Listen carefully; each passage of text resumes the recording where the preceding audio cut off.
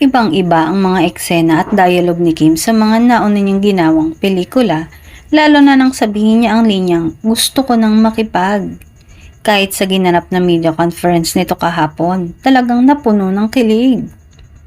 Pero aminado si Kim na ito na ang pinakamahirap niyang rom-com movie at kinakabahan siya tuwing darating sa shooting.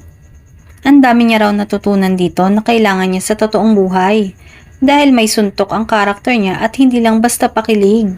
At talagang tinodo na raw nila dito at ibang-iba ito sa mga teleserye nila na Linlang at What's Wrong with Secretary Kim. Mature ang pagkakalatag ng roles nila pati ang characters ayon kay Paulo.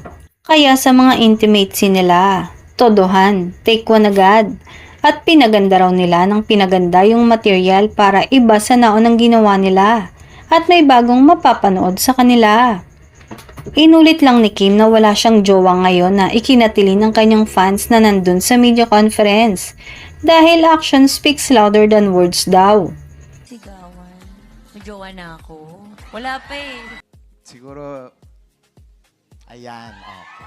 Ngayon, Damang-dama ng lahat ang love nila sa isa't isa, lalo na inamin ni Paulo na tingin pa lang ni Kim, kinikilig na siya.